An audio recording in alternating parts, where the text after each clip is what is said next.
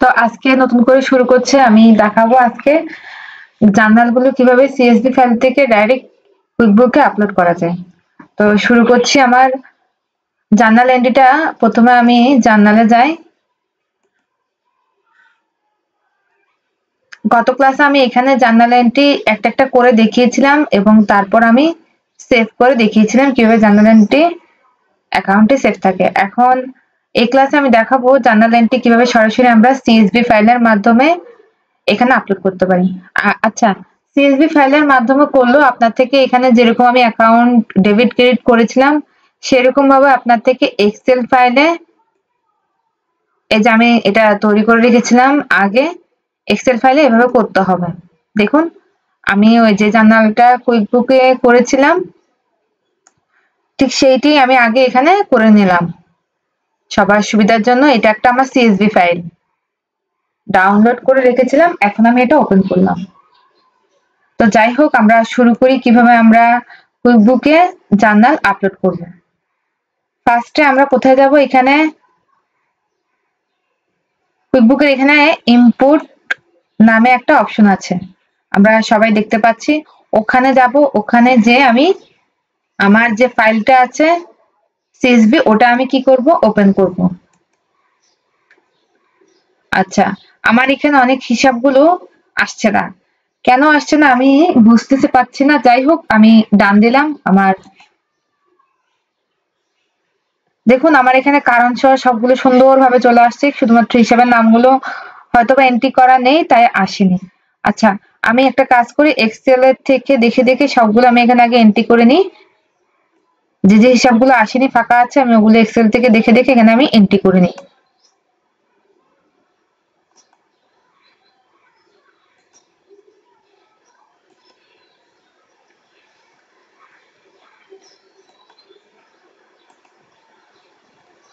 দেখি এখানে ক্যাশ, এত ক্যাশ তো আছে, এরপর হচ্ছে ল্যান্ড, এটাও তো আছে। এরপর হচ্ছে ওনার সিকিউরিটি,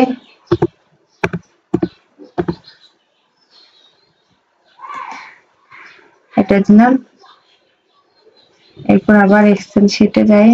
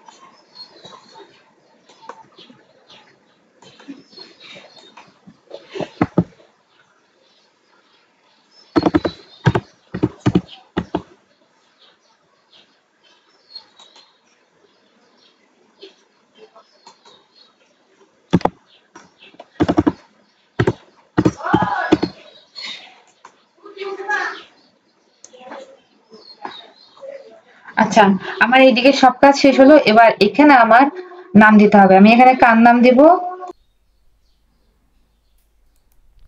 আচ্ছা, আমরা সবগুলো একটার পর একটা সাজিয়ে নিলাম সুন্দর করে। দেখুন এখানে অনেকগুলো হিসাব ছিল না, আমি এগুলোও সাজালাম। প্লাস এখানে দেখুন সবচেয়ে গুরুত্বপূর্ণ বিষয় হচ্ছে এটা, এটা কেউ বলবে না। আমি এখানে এইগুলো করার সময় আমি যখন জার্নাল এখানে করেছিলাম তখন আমি আপনাদেরকে দেখিয়েছি এই রহমান অ্যান্ড সন্স, এই যে আমাদের কাস্টমার তার নামে এটা সেভ করলাম এখানে অ্যাড নিউতে যে, এবং বিল যে সাপ্লায়ার সেটাও কি করে নিলাম আমি সেভ করে নিলাম। যখন আমি কি করেছি ক্যাশ এবং ল্যান্ড নিয়ে ব্যবসা করতে এসেছি, তাহলে তো আমার ব্যবসায় কি কাস্টমার থাকবে, সে কাস্টমারের নামে আমি এখানে কি করলাম এন্ট্রি করলাম। আর যখন আমি কি করলাম কারো কাছে টাকা ধার করলাম বা কোনো প্রোডাক্ট ধারে নিলাম, তখন যার নামে দিব, যাকে টাকাটা দিতে হবে, এই যে বিল সাপ্লায়ার, তার নামটা এখানে আমি অ্যাড করে দেব। এই সিস্টেমেই চলতে থাকবে এখানে। আমাদের সব কাজ শেষ। এখন আমরা সেভ অ্যান্ড নিউ দিলে আমাদের কি জাস্ট হয়ে যাবে। দেখুন